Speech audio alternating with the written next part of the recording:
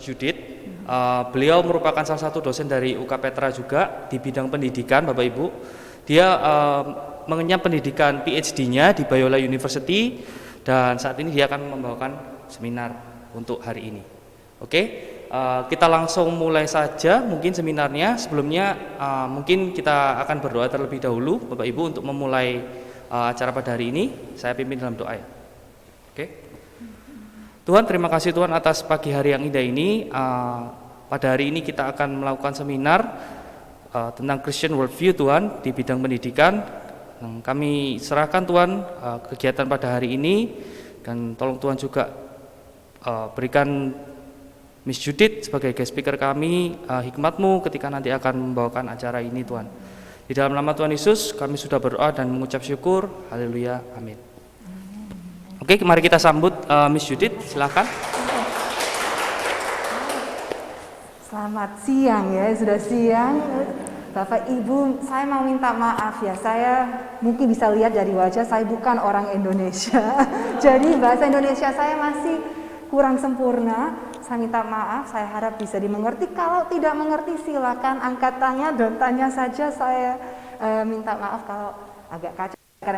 Kadang-kadang saya mungkin pakai Englishan aja ya, campuran bahasa Inggris bahasa Indonesia, nanti ada banyak orang yang bisa menolong menerjemahkan ruangan ini. So hari ini kita akan bicara tentang worldview.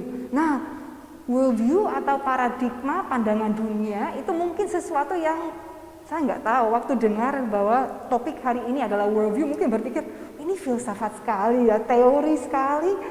Anak saya masih nursery atau masih SD, kok bicara tentang sesuatu teori seperti worldview waktu mereka masih usia dini atau SD. Tapi saya mau menggambarkan worldview itu seperti fondasi bangunan. Fondasi itu sangat-sangat penting. Biasanya kalau kita melihat satu bangunan, kita hanya bicara yang di atas tanah.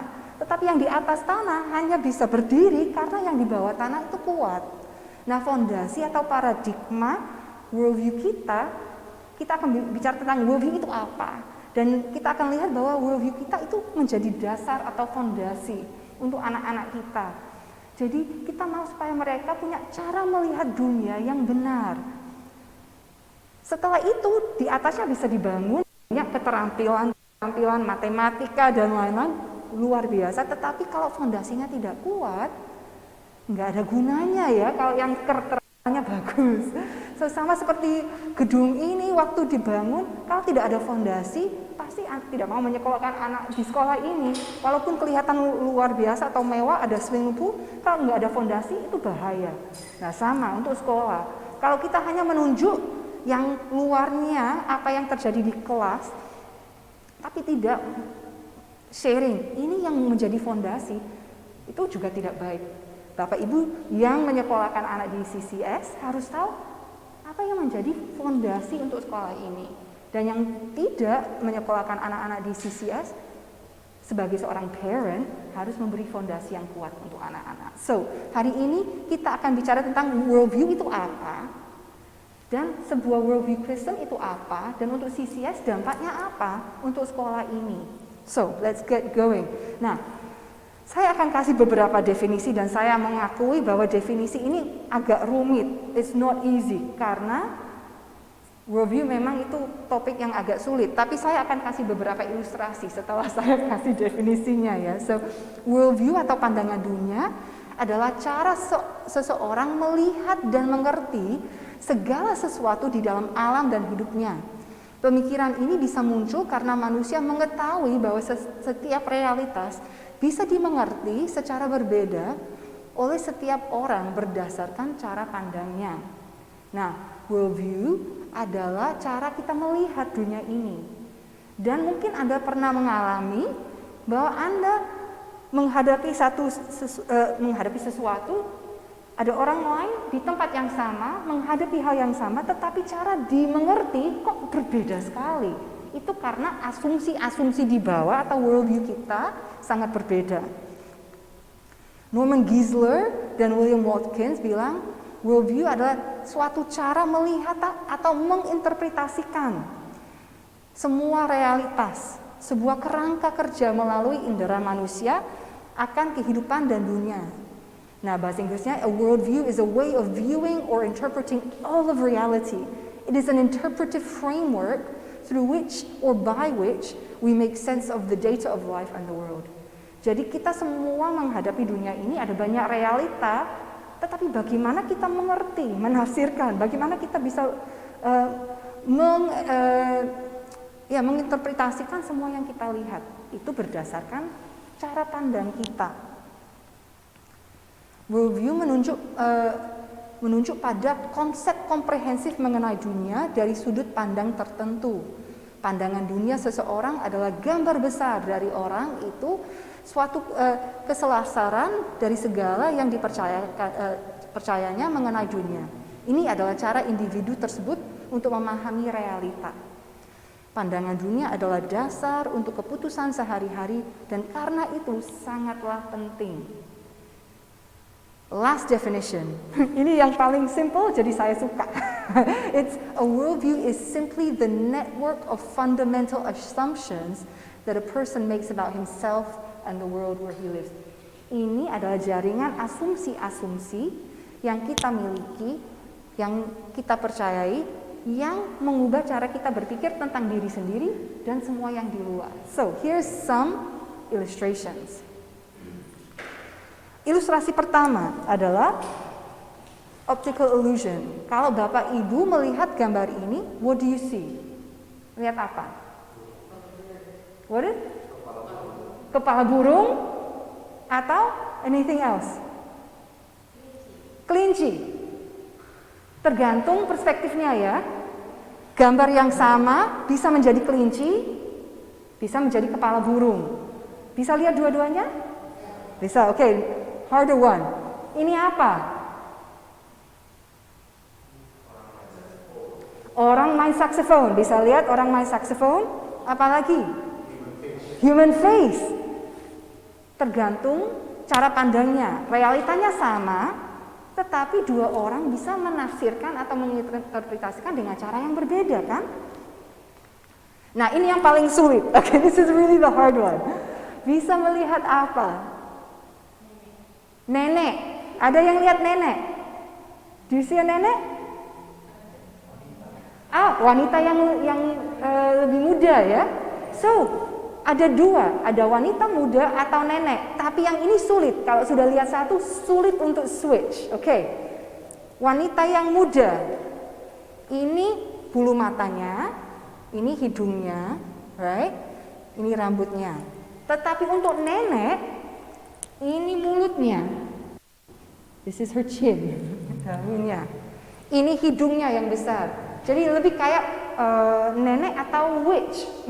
Mungkin ya.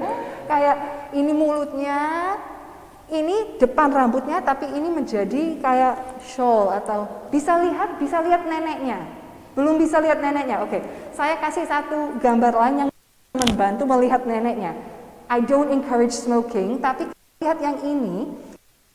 Lihat ini sebagai nenek yang merokok, bisa melihat neneknya sekarang. Ya bisa kan? Nah, go back to the don't do this at home, jangan rokok. Tapi itu hanya supaya bisa lihat wajahnya. Right? Ini bisa jadi wanita yang kayak berpaling, she's looking away, atau nenek. Tapi kalau saya sudah punya satu kerangka, saya lihat yang wanita muda, sangat sulit untuk melihat realita bahwa juga ada ya wanita yang tua. It's really hard. Enggak lihat ya, Bu?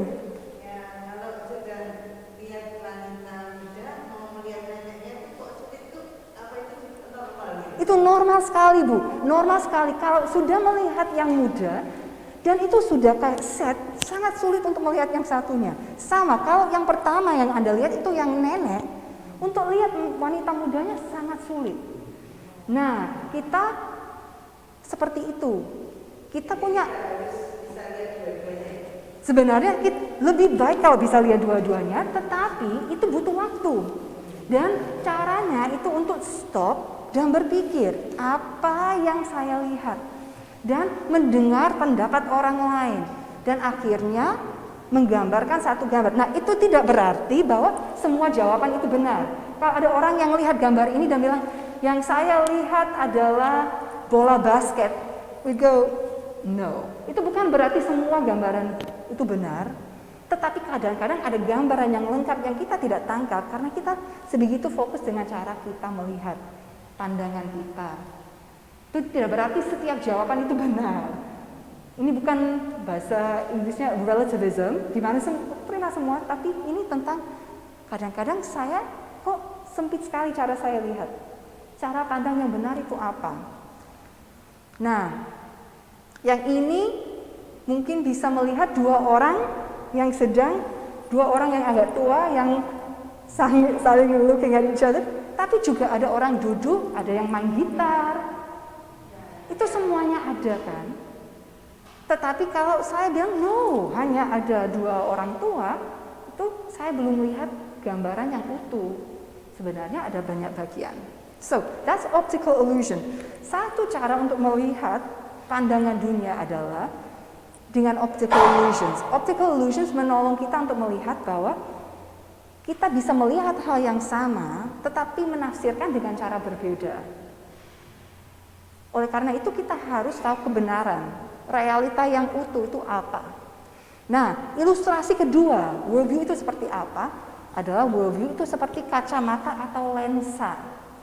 So, ini saya punya mika yang warna-warni.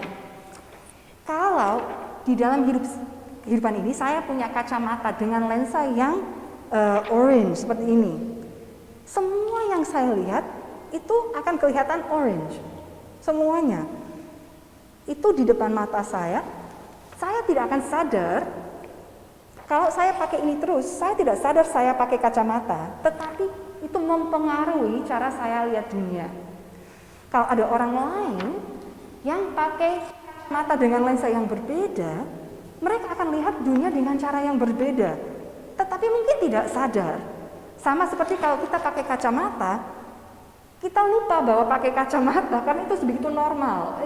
It's the way I see the world. Itu cara saya melihat dunia. Nah, worldview adalah cara kita melihat dunia.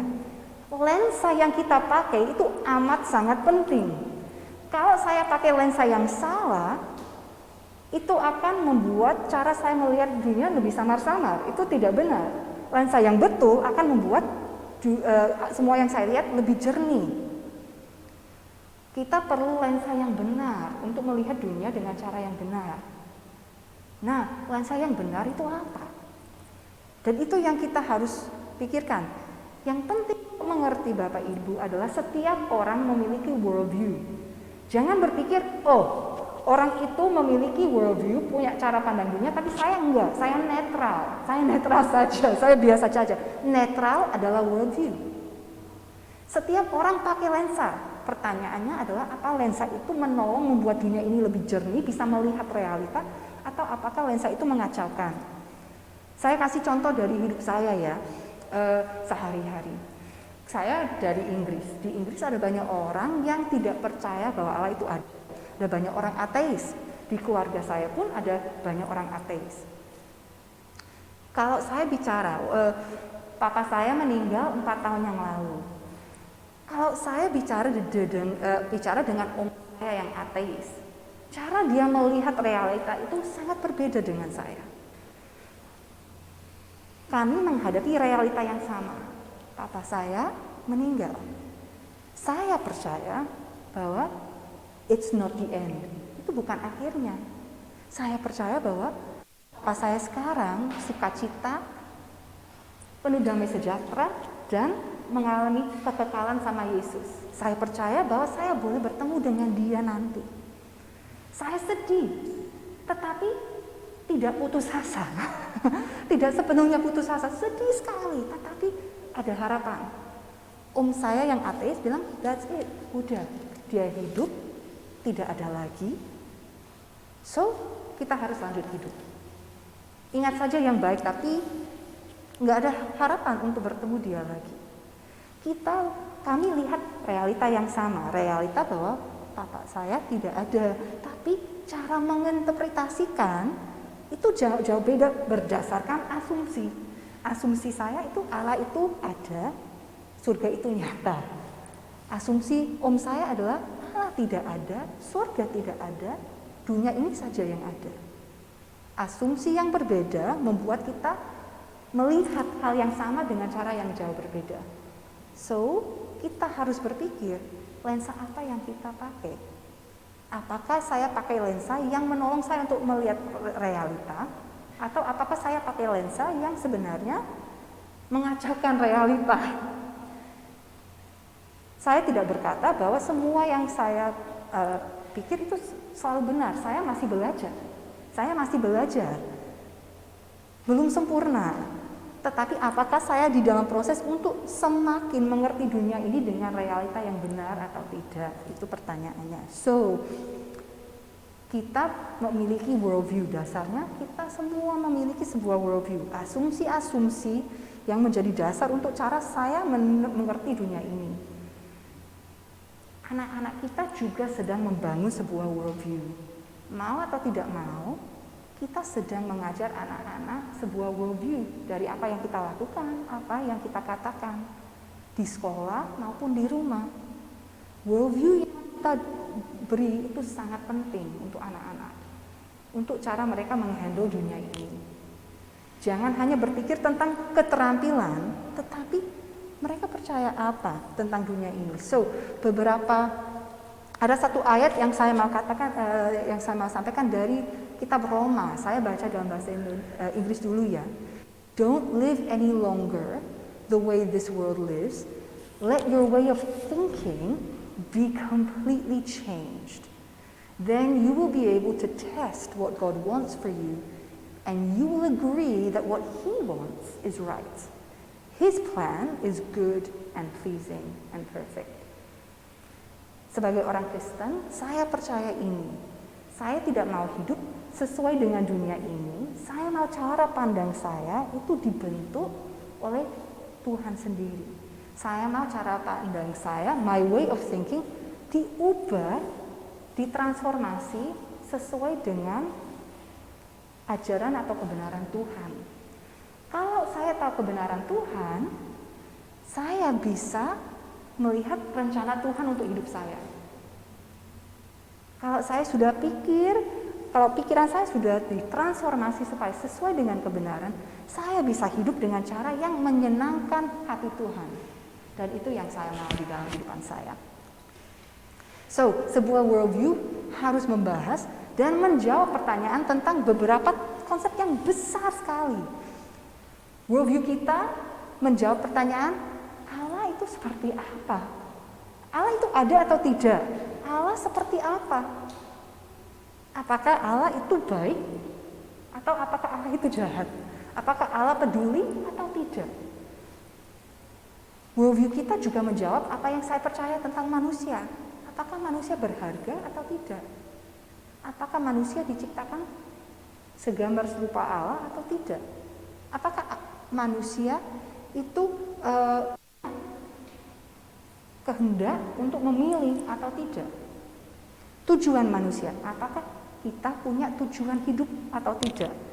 Atau hidup saja secara Anda mau, Anda akan hidup di dunia ini mungkin 70-80 tahun and then it's over. Silakan. Atau tidak, manusia punya tujuan. Tentang ciptaan, tentang dunia ini, apakah dunia ini berharga, harus dirawat atau tidak? Moralitas atau etika, bagaimana saya tahu yang benar dan yang salah? Bagaimana saya membedakan yang baik dan yang jahat? Dan keselamatan, apakah manusia butuh keselamatan atau tidak? Jadi sebuah worldview itu menjawab itu asumsi-asumsi tentang Allah, manusia, tujuan manusia, ciptaan, moralitas, dan keselamatan. Dan sebagai parents, Anda sedang meletakkan dasar untuk anak-anak. Apa yang mereka percaya tentang Allah? Apa yang mereka percaya tentang diri mereka sendiri? Apakah mereka percaya bahwa mereka berharga atau tidak? Apakah mereka percaya bahwa mereka punya tujuan hidup? Apakah mereka percaya bahwa ada yang benar dan yang salah? Itu semua dijawab dengan worldview. Dan ini penting karena seperti yang saya katakan tadi, ini menjadi fondasi. Dari worldview yang menjadi dasar, kita membangun nilai atau prioritas. Dari prioritas itu, ada practice, ada tindakan. Atau ini mungkin gambar yang lebih bagus, iceberg. Yang kita lihat itu yang di atas, behavior, tindakan. Tetapi tindakan itu berdasarkan nilai. Nilai itu dibangun di atas kepercayaan, dan kepercayaan itu dibangun di atas worldview. Jadi kita bisa lihat, misalkan behavior. Kalau worldview kita adalah manusia itu sangat-sangat berharga karena ciptaan Tuhan. Kita harus menghargai setiap manusia tanpa pengecualian karena mereka diciptakan oleh Tuhan. Kalau ada anak yang berkebutuhan khusus, apa yang kita akan percaya? Masih percaya bahwa anak itu berharga karena ciptaan Tuhan, walaupun ada kebutuhan khusus. Jadi nilai kita adalah menghargai, dan tindakannya tidak membuli. Jadi kalau ada anak yang mengerti bahwa setiap orang diciptakan oleh Tuhan dan berharga, tindakan nyatanya adalah tidak membuli, tidak berkata yang tidak baik terhadap orang karena mereka berbeda. Karena dasar worldview, apa yang mereka percaya tentang manusia adalah manusia pada dasarnya berharga. Kalau kita hanya melihat tindakannya saja, bullying atau tidak bullying, kita tidak mengubah yang menjadi fondasi. Fondasinya, apakah anak ini mengerti bahwa teman mereka berharga? Apakah mereka mengerti bahwa teman itu orang yang sedang dibully itu berharga di mata Tuhan? Jadi apakah bisa melihat bahwa worldview kita menjadi dasar untuk nilai-nilai yang menjadi dasar untuk tindakan kita? Apakah ada pertanyaan sampai sekarang? Sampai sekarang ini really teorinya banyak sekali. Mungkin sudah merasa kayak my brain is going to explode kalau banyak jam ini Sabtu siang. Tapi apakah ada pertanyaan sampai sekarang tentang worldview itu apa? Karena ini dasarnya. Apakah mengerti dasar untuk worldview? Silakan bertanya ya. Ya Ibu. Mungkin ada. Oh ini. Karena ada orang yang ikut online. Kita pakai mic hari ini karena ada yang ikut online. Ya, terima kasih Ya. Miss Judith. Mau nanya ini, kalau kebetulan anak-anak masih kecil ya, masih nursery gitu ya.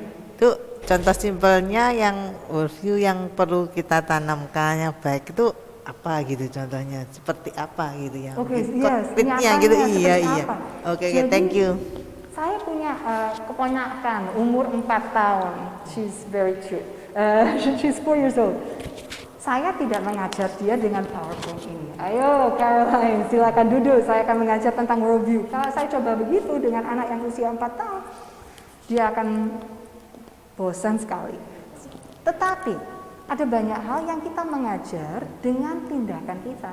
Misalkan di rumah kami berdoa sebelum makan. Nah, berdoa sebelum makan meletakkan worldview bahwa Allah itu ada. Kalau dia sakit, atau sebenarnya kalau anjingnya sakit, berdoa. Kami berdoa. Kenapa? Itu menunjukkan, itu menolong dia membangun konsep bahwa Allah itu ada, Allah peduli, dan Allah mau membantu. Caroline, namanya Caroline, di dalam kehidupan Caroline. Nah, juga cara saya bicara kepada Caroline membentuk konsep tentang dia. Saya selalu bilang kepada Caroline, what am I gonna tell you? Apa yang saya akan katakan hari ini, Caroline? Dia bilang, you love me, you love me. Ya, setiap hari saya mengatakan I love you.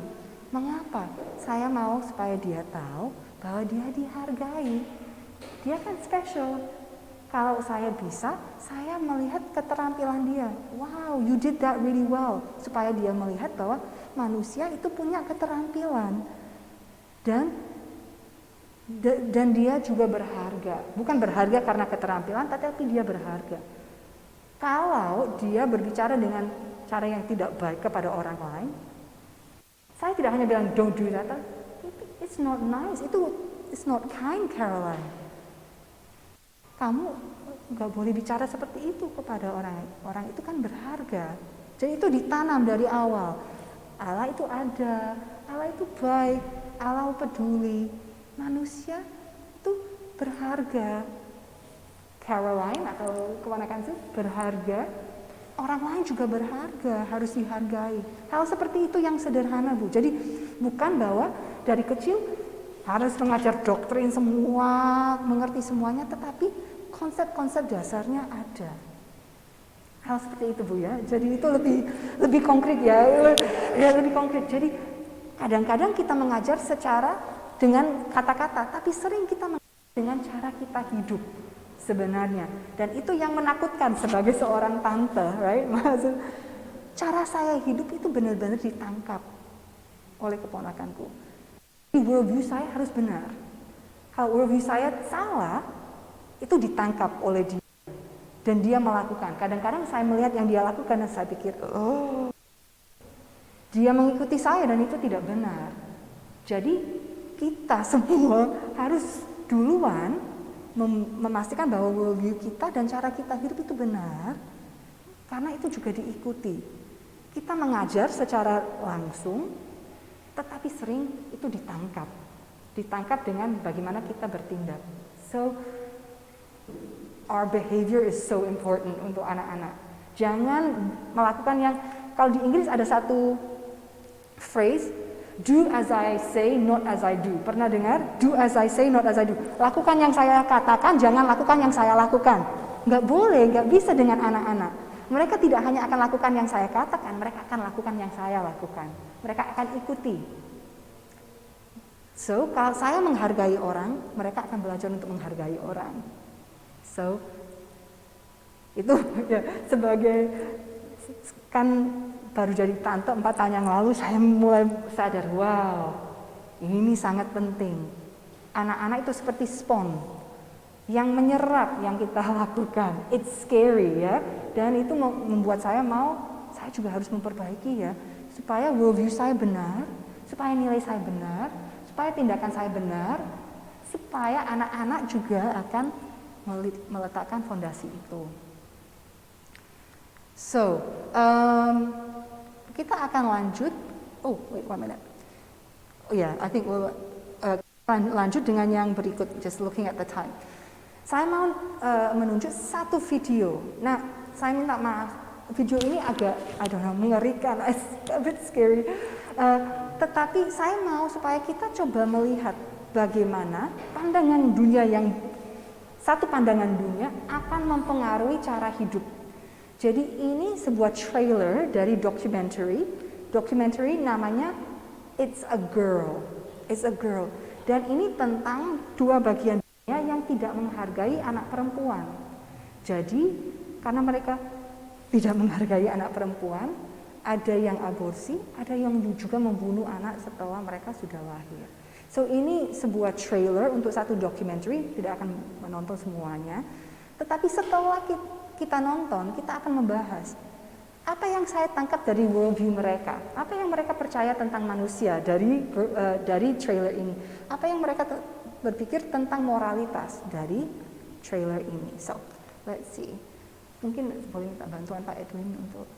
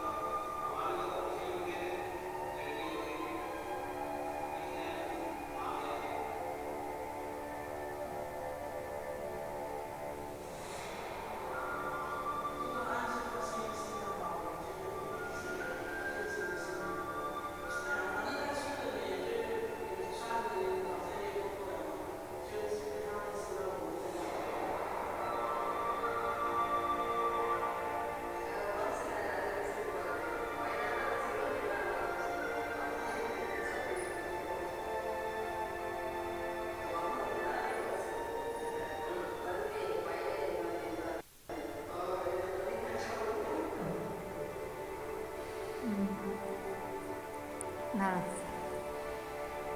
ya. Jadi documentary ini berkata bahwa kata-kata yang paling bahaya di dunia ini adalah it's a girl. Karena ada jutaan perempuan yang diaborsi atau dibunuh setelah sudah lahir karena orang tua tidak mau memiliki anak perempuan. Nah, itu untuk kita bagaimana bisa dilakukan? Kalau melihat ibu yang terakhir, dia membunuh 8 anak perempuan, melahirkan terus membunuh. We think impossible. Tetapi tindakan itu harus dari nilai. Nilai itu harus berdasarkan kepercayaan. Kepercayaan itu harus berdasarkan worldview. Nah, worldview apa yang membentuk tindakan tersebut? Karena dia tidak menyembunyikan, kan? Dia tidak menganggap itu salah. So, coba berpikir. Tadi saya bilang worldview itu tentang Allah, manusia, tujuan manusia, moralitas etika, ciptaan, dan keselamatan. So, yang mana, apa yang terjadi, or worldview apa yang dibentuk di dalam ibu itu yang mengizinkan dia untuk membunuh 8 anak perempuan? Dia percaya apa? Di dalam kategori yang mana yang sudah jauh beda dengan kita? Karena tidak ada satu orang di ruangan ini yang akan melakukan itu, never. So, apa yang terjadi di situ? Yang kategori yang mana yang mungkin berbeda dengan kita? What do you say? Lebih dari satu maybe actually. Ada?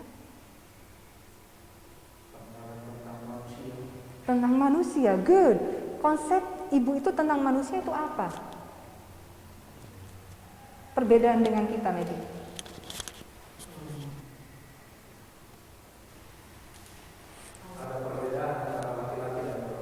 Good. Jadi konsep manusia adalah laki-laki dan perempuan itu tidak setara, tidak sama nilainya.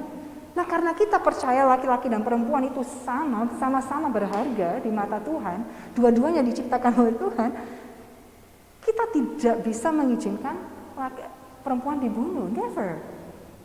Mungkin juga secara etika dia percaya bahwa hidup anak perempuan itu terlalu sulit, terlalu susah, lebih baik dibunuh sekarang. Jadi moralitas dia dibentuk atas kalau hidup susah, lebih baik tidak hidup. Nah, untuk kita percaya bahwa hidup itu di tangan Tuhan. Jadi kita tidak boleh membunuh, dan pasti tidak boleh membunuh di atas gender atau atas laki-laki atau perempuan, karena dua-duanya sama. Misalkan di CCS tidak ada perbedaan kayak laki-laki dianggap lebih baik dari perempuan atau perempuan lebih baik dari laki-laki. No, semua diciptakan oleh Tuhan. So, itu hanya konsep yang ekstrim, tetapi untuk melihat mengapa ini penting. Karena ibu itu melakukan tindakan berdasarkan nilai. Nilai itu berdasarkan worldview. Kalau worldview-nya tidak benar, tindakan yang keluar juga tidak benar. Sebagai parents itu penting. Dan itu penting supaya kita sendiri memiliki worldview yang benar dan menanam itu di dalam anak-anak. So, I'm going to carry on. Untuk Chung-chung, karena di sekolah ini juga harus mengerti dasar di sekolah ini itu apa. So, Chung-chung memiliki sesuai dengan nama ya, Chung-chung Christian School. Harus ada paradigma Kristen di sekolah ini, sudah ada di namanya kan. Nah, dasar untuk paradigma Kristen atau worldview Kristen itu 2. Wahyu umum artinya Allah menciptakan dunia ini. Oleh karena itu, kita bisa belajar tentang Allah dari dunia ini. Itu berarti di sekolah ini kita belajar science, kita belajar maths, kita belajar dari semua mata pelajaran, dan kita percaya bahwa di dalam mata pelajaran itu kita akan lebih mengerti dunia yang Allah ciptakan. Dan mungkin juga akan belajar tentang Allah. Misalkan di science, kalau kita lihat ciptaan Allah, kita akan lihat kebesaran Allah, kekreativitas Allah, bahwa Allah itu desainer di dunia ini yang luar biasa. Kita juga tahu tentang kebenaran dari Alkitab. Ini dianggap 2 hal, wahyu umum dan wahyu khusus. Kita belajar tentang Allah dari dunia ini dan kita belajar tentang Allah dari firman Tuhan. Jadi di Chungchung anak-anak akan belajar mata pelajaran yang seperti di sekolah lain, tetapi dengan perspektif Kristen. Artinya kita belajar sains dan dari sains kita akan lihat kebesaran Tuhan. Wow, Tuhan menciptakan dunia yang luar biasa. Atau kita akan belajar tentang matematika. Bagaimana kita bisa menggunakan matematika untuk memberkati orang lain, untuk mengembangkan dunia ini. Bagaimana kita bisa hidup dengan benar dengan keterampilan yang kita punya. Tapi kita juga akan di sekolah ini belajar langsung tentang Alkitab. Ada ajaran agama dan di dalam ajaran agama kita akan belajar tentang Alkitab. Supaya anak-anak membentuk satu worldview Kristen, paradigma Kristen. Kalau saya menyimpulkan dengan cepat, kalau saya mau berbicara tentang worldview Christian, kan bisa di sini berhari-hari. So we don't have that time. Bapak Ibu pasti capek. So kalau saya menyimpulkan, worldview Kristen bisa disimpulkan dengan 4 huruf, CFRC. Creation, Fall, Redemption, Consummation atau Restoration. Penciptaan, kejatuhan manusia, penebusan, penyempurnaan. So, worldview Kristen adalah Allah menciptakan dunia ini, menciptakan dengan sempurna. Allah itu maha kuasa, maha besar, dia yang menciptakan semua yang ada dan dia menciptakan dengan baik. Dia menciptakan manusia dengan cara yang sangat spesial, karena imago Dei. Dia menciptakan manusia segambar serupa Allah, sangat-sangat berharga. Itu berarti setiap manusia itu sangat-sangat berharga, karena diciptakan oleh Tuhan. Allah menciptakan manusia untuk mencerminkan Allah. Seharusnya kita semua mencerminkan karakter Allah, kasih, kesetiaan, dan lain-lain. Tetapi manusia jatuh dalam dosa. Dengan Adam dan Hawa, manusia jatuh dalam dosa. Dunia ini tidak sempurna lagi. Ada polusi, ada gempa bumi, dan manusia tidak selalu bertindak dengan cara yang benar. Oleh karena itu, kita butuh keselamatan. Sebagai orang Kristen, kami di CCS percaya bahwa keselamatan itu ada di dalam Kristus. Bahwa Allah sendiri mengutus anaknya untuk menjadi jalan keselamatan bagi kita. Yesus hidup dengan sempurna, mati di kayu salib, bangkit. Dan oleh karena itu, kita bisa diselamatkan oleh karena anugerah. Bukan berbuat baik, tetapi dengan sebuah percuma-cuma, just a gift, luar biasa. Dan oleh karena itu bisa hidup di dalam kekekalan dengan Tuhan, consummation. Pada akhirnya kita tidak hanya hidup untuk dunia ini, tetapi hidup untuk kekekalan. Seperti tadi saya ceritakan tentang ayah saya, bahwa saya percaya bahwa dia menikmati surga sekarang. So, ini dasarnya. Mungkin kalian berpikir, untuk sekolah itu artinya apa? Well, ini akan sangat-sangat mengubah tujuan pendidikan. Kalau saya percaya creation, fall, redemption, consummation itu akan membentuk cara saya melihat tujuan pendidikan. Waktu Allah menciptakan dunia, dia memberi tujuan hidup untuk manusia, untuk mengembangkan dan merawat dunia ini, untuk hidup di dalam komunitas. Jadi kita mau supaya anak-anak dibentuk siap untuk melayani keluarga, komunitas, negara, dan dunia ini, mengembangkan. Kita mau supaya anak-anak diperlengkapi dengan semua yang mereka butuhkan untuk membawa transformasi di dalam dunia ini. Mungkin sebagai dokter, mungkin sebagai guru, mungkin di dalam banyak bidang pekerjaan, mereka harus dilengkapi. Juga kita percaya bahwa ada dunia ini sudah jatuh di dalam dosa. Jadi kami juga harus menolong mengarahkan. Kita tidak langsung melakukan yang benar, kan? Saya juga tidak langsung melakukan yang benar. Saya harus diajar yang benar karena saya orang yang berdosa. Jadi kita harus mengajar kebenaran karena dunia ini juga penuh dengan dosa.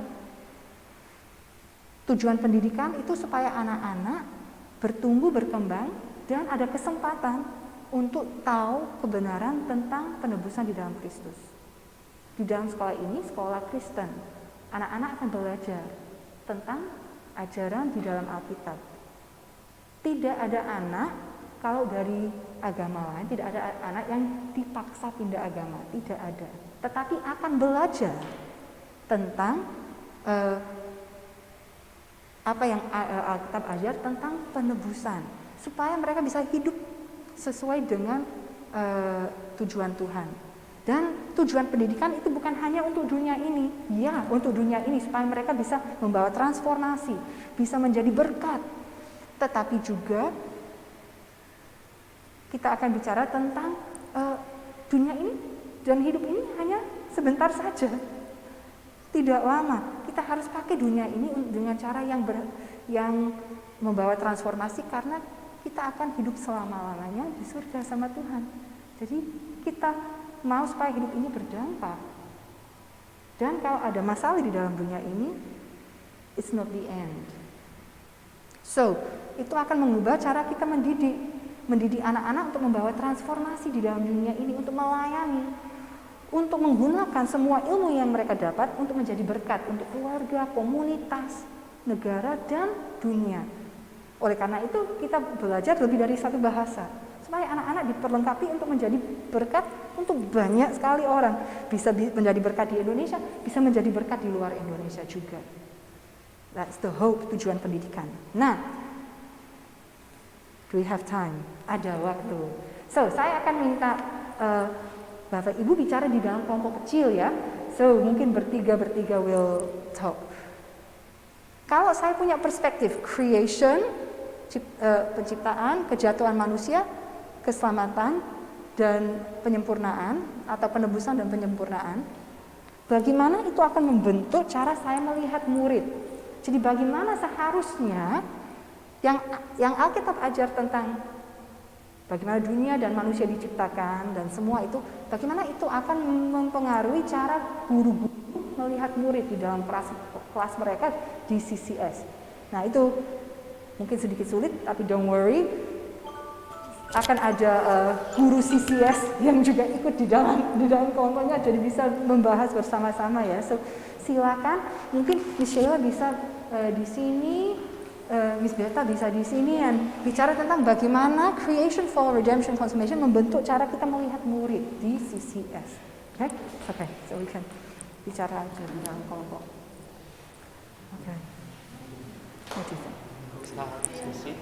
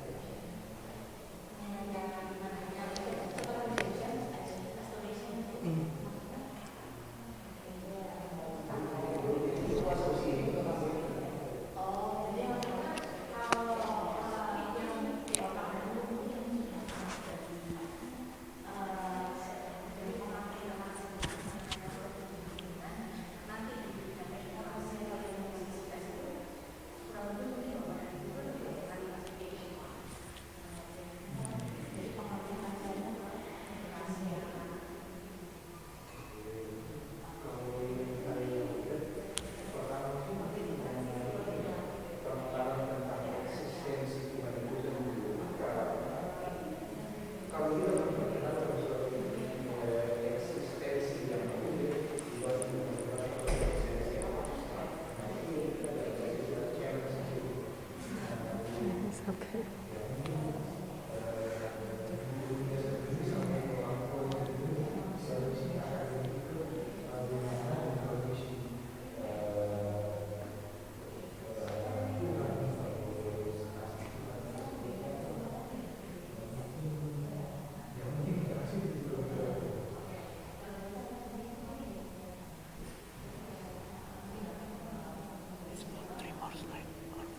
Yeah, just there's not much left, because then it's the question and answer basically. So we'll come back to that.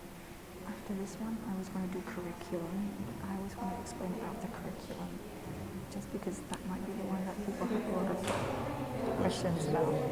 My only thought is we might finish early, because after this, I have another question. I'm going to ask them to compare it to their experience as a learner. when they were a learner, did they feel that their teachers treated them that way? Because then it makes it more personal. And then and connect it to parenting. It's basically the same way we should see our children. And then curriculum. And then we're basically question and answer. So we might finish a little bit early. So, but I think We 11:30. yeah. So yeah, hopefully so we finish here at 12, right? But hopefully Less. if less is okay, 11:30 is fine. And then they can chat and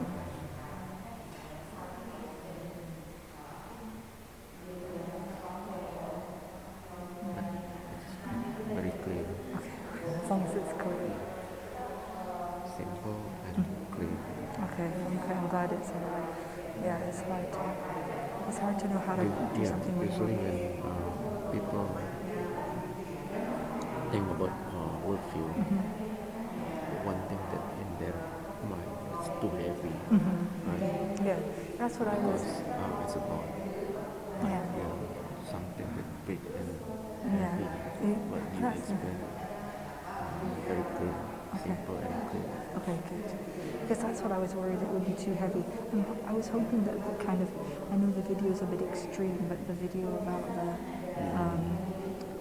I think they could see that she was working out of her worldview. It made sense in her worldview to do what she did. And so I think it makes the point, like, if we don't get the worldview, so yeah, I was hoping it wasn't too heavy, because it's quite a horrible video, but sometimes you need to use the extreme example so that they then get it. So.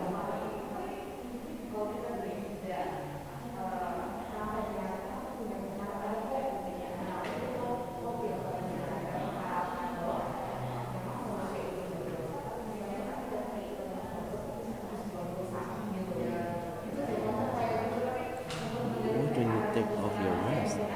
No. I didn't take off the mask because they said it was okay, the sound was okay. But at the beginning, I think they did something wrong with the connection.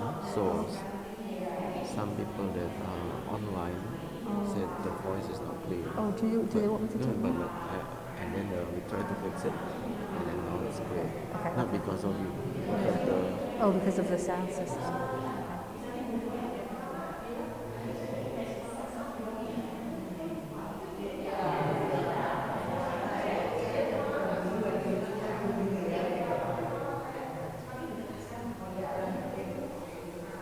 Maybe give it one more minute and then get people to give feedback.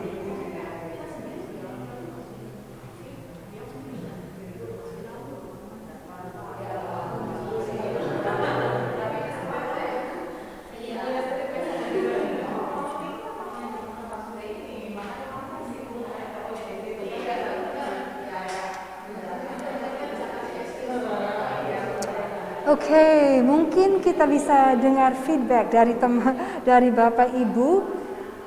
Mr. Bayu, maybe ada the microphone. Mungkin setiap kelompok bisa sharing sedikit ya feedback. Kalau ada yang online yang mau chat juga bisa ya, mungkin nanti dibaca aja. Tapi yang hybrid, tapi maybe kelompok ini mau mulai. What do you think? Bagaimana CFRC akan membentuk cara kita melihat murid di CCF? Ya, perwakilan.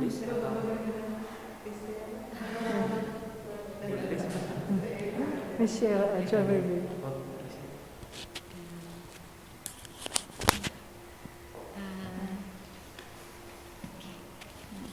Iya, tadi sharing dengan beberapa orang tua juga dan menemukan input yang baik bahwa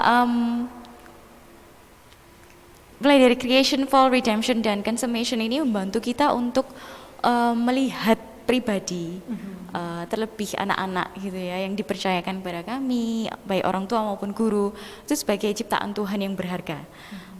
Walaupun mereka berbeda-beda, tapi itu yang that what makes them special gitu. Dan memang Tuhan menciptakan mereka special. Dan bagaimana ketika kita melihat fall, kita memperkenalkan anak-anak bahwa dunia ini memang berdosa dan kita semua itu berbuat dosa, berbuat salah.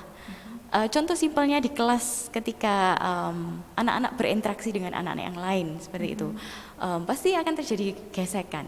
Dan itu kita memperkenalkan kepada mereka bahwa this is the world, this is the fallen world, dan bagaimana kita menyelesaikan itu dan mengarahkan itu. Jadi kalau saya sampaikan juga kalau di kelas nursery kita ada session calm down session, time out, yang dimana anak-anak ini tidak langsung kita judge gitu ya, oh anak ini, tapi bagaimana kita melihat kebutuhan mereka, kenapa anak ini melakukan hal seperti itu, kebutuhannya apa gitu, dan kita mengarahkan, misalnya merebut mainan, simpelnya merebut mainan, kenapa itu salah?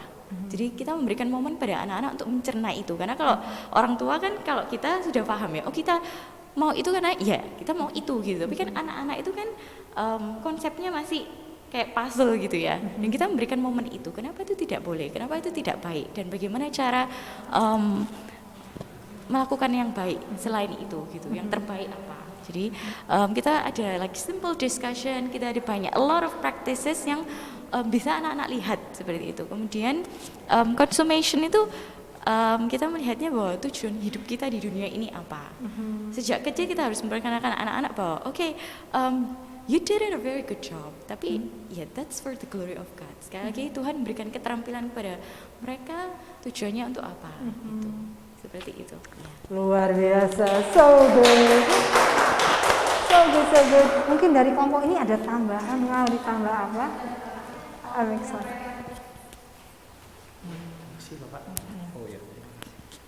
Ya, makasih sebelumnya, makasih dari presentasinya Miss Yudit, sangat membuka wawasan kami sebagai orang tua, terutama untuk melihat bahwa world view itu sebenarnya yang jadi dasar dari setiap manusia bagaimana berpikir.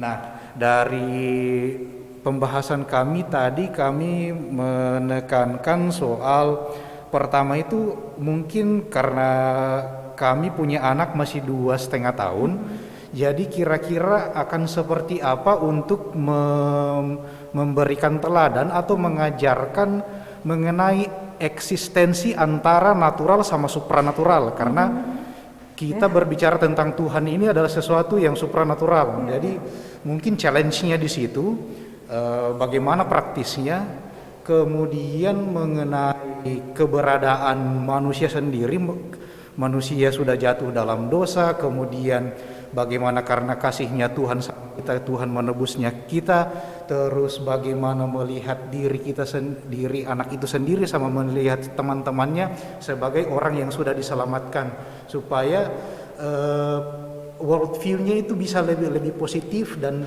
setiap hari ketika melakukan kesalahan itu bisa ada hal positif yang bisa diberikan untuk memperbaiki kesalahan, bahwa kita ini memang orang berdosa tapi diberikan pengampunan, dan bagaimana kita menghidupi pengampunan dan menghidupi keselamatan yang sudah diberikan, dikaruniakan itu. Mungkin It's so good, ya, itu sangat-sangat baik. I love it. Itu dengan dua kelompok ini kita lihat satu gambar yang luar biasa ya, bahwa anak-anak itu diciptakan oleh Tuhan. Setiap anak yang dipercayakan oleh orang tua ke CCS dianggap sangat berharga. Diciptakan oleh Tuhan dan diciptakan dengan kemampuan, keterampilan sendiri yang membuat mereka special. Mereka tidak berharga karena pandai. Mereka tidak berharga karena punya kemampuan ini. Itu dihargai di dalam mereka, good job, tetapi itu bukan dasar bahwa mereka berharga. Mereka berharga karena mereka diciptakan oleh Tuhan. Dan itu kesempatan untuk guru-guru seperti Miss Sheila, Miss Beta, dan lain-lain untuk coba cari tahu, wah bagaimana Tuhan menciptakan anak ini. Kemampuan mereka itu apa? Passion mereka itu apa? Bagaimana itu bisa dikembangkan untuk melayani? Tidak membandingkan dengan yang lain. Kenapa kamu kok nggak seperti anak itu? Kamu kok nggak? Bukan. Ini anak yang diciptakan secara individu oleh Tuhan. Tetapi diciptakan untuk komunitas. Jadi harus belajar untuk hidup di dalam komunitas. Jadi kita percaya bahwa anak-anak itu diciptakan imago Dei. Diciptakan segambar serupa Allah berarti bisa membuat keputusan, berpikir kritis, harus diajar bagaimana melakukan itu dengan benar. Bisa kreatif, bisa lihat dari kelas nursery ya. Anak-anak itu diajar untuk kreatif, karena Allah itu kreatif. Jadi kita mencerminkan kekreativitas Allah di dalam cara kita mengajar anak-anak. Dia diciptakan untuk komunitas, belajar bagaimana hidup dengan baik dengan orang lain dan di keluarga. Kita diciptakan dengan tujuan untuk menjadi berkat. Dan kita jadi di dalam ciptaan itu kita belajar bahwa murid itu sangat-sangat berharga. Tetapi tidak berarti murid atau guru itu sempurna. Bukan hanya murid yang tidak sempurna, guru juga tidak sempurna, saya tidak sempurna. Oleh karena itu, kita juga harus mengajar anak-anak untuk minta maaf. To say I'm sorry kalau salah, untuk mengakui kalau salah dan belajar seperti tadi disampaikan. Kita belajar bahwa karena kita semua orang berdosa, kita mengakui kesalahan kita dan belajar dari itu. Karena di dalam worldview Kristen ada redemption. Bukan hanya stop dengan dosa di end. Kamu berdosa di end, tidak. Ada pengampunan. Jadi itu berarti kalau ada yang salah, kita belajar untuk minta maaf, tetapi juga untuk mengampuni. Memberi kesempatan lagi, karena Tuhan memberi kesempatan bagi kita. Jadi kita mencerminkan anugerah itu kepada orang lain. Tidak berarti tidak ada konsekuensi ya, karena kita lihat bahwa Allah juga memberi konsekuensi. Tetapi tujuan konsekuensi itu supaya kita bisa bertumbuh. Supaya tujuan konsekuensi Allah itu supaya kita melihat, belajar, dan bisa datang kepada cara penebusannya ya. So kita juga di dalam kelas harus ada aturan kelas. Kalau dilanggarnya ada konsekuensi. Tetapi tujuannya bukan untuk hanya menghukum, menjatuhkan. No. Di sini kalau ada aturan kelas itu supaya itu membangun, supaya bisa ada komunitas yang baik dan supaya anak-anak belajar, supaya mereka juga bisa menjadi seperti saluran berkat untuk orang lain. Kalau mereka sudah dibentuk dengan cara yang baik, mereka akan menjadi berkat di keluarga, berkat di komunitas, berkat di dunia ini. Itu yang kita mau.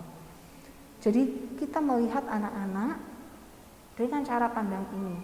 Kita melihat bahwa cara saya menghadapi anak itu sangat penting. Karena Yesus berkata, kalau kita lihat tentang apa yang Yesus katakan. Yesus katakan bahwa cara saya memperlakukan anak itu sangat penting.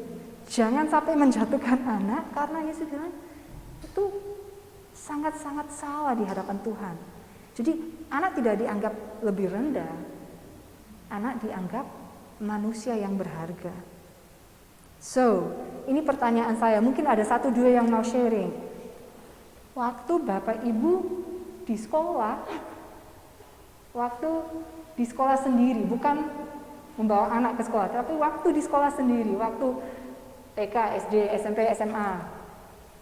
Apakah guru-guru Bapak Ibu menggunakan cara pandang ini? From your experiences, apakah ada Bapak Ibu yang mau kasih pengalaman? Apakah merasa bahwa guru selalu menghargai sebagai ciptaan yang sangat berharga, diarahkan ke arah yang benar? Is there any? Apakah ada pengalaman? Pengalaman yang sesuai atau pengalaman yang tidak sesuai? What do you think? It's hard. Coba ingat kembali. What do you think? Ya, itu like flashback. Ya. Mungkin ada yang sudah coba lupa bagian itu. What do you think? Any flashbacks?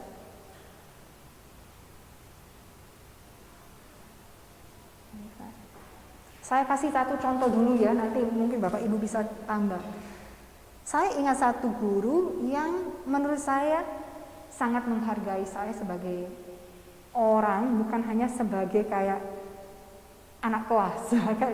Saya ingat satu kali silly story sebenarnya. Saya sangat terlambat dan saya khawatir saya terlambat karena saya salah hitung jadwalnya dan saya terlambat untuk kelas. Dan waktu saya datang, karena saya dulu anak perfectionist banget, jadi selalu mau 100, selalu mau melakukan yang benar untuk guru.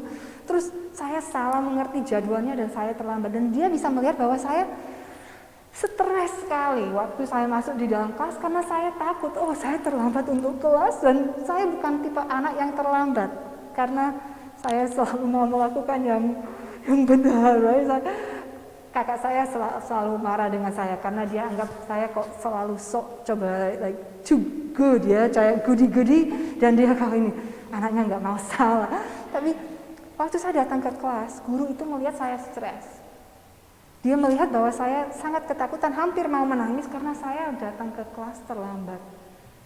Dan dia tidak langsung marah-marah sama saya walaupun saya terlambat.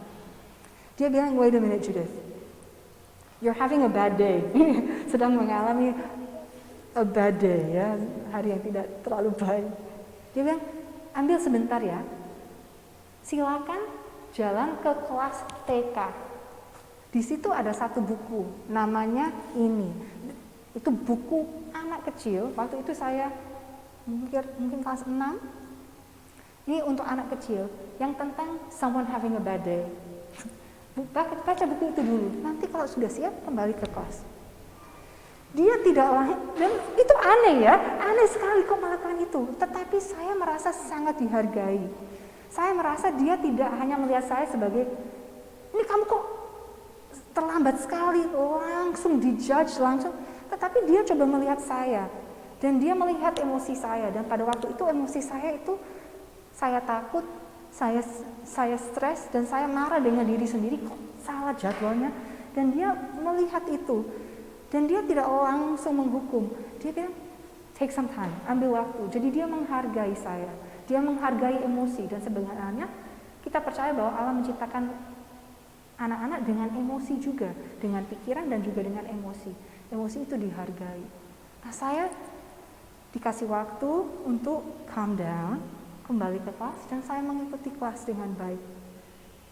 Nah, itu sesuatu yang sederhana, tetapi bagi saya sangat penting karena dia melihat saya dengan cara individu. Dia tidak hanya marah-marah langsung. It's a little example. Nah, itu example yang baik. Juga ada example yang tidak baik. Saya pernah di dalam kelas di mana gurunya teriak terus di dalam kelas. Dan saya sangat takut di dalam kelas itu juga. Mungkin tidak dihargai ya di dalam kelas itu. Apakah ada contoh yang lain? Anything you've experienced?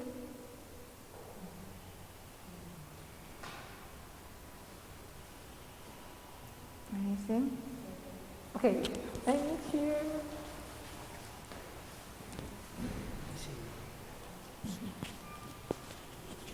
Iya, terima kasih Miss Judith. Oke, thank you. Jadi saya flashback di waktu saya SD apa SMP. SD SMP saya kan tumbuh besar di desa ya, di kampung. So jadi mungkin sekarang kalau saya berpikir mungkin karena masih ada keterbatasan informasi buat guru-guru juga gitu.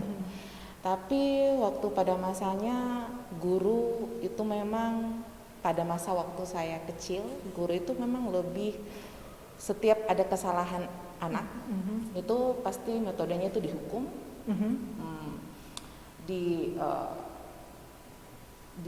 berdirikan di atas meja.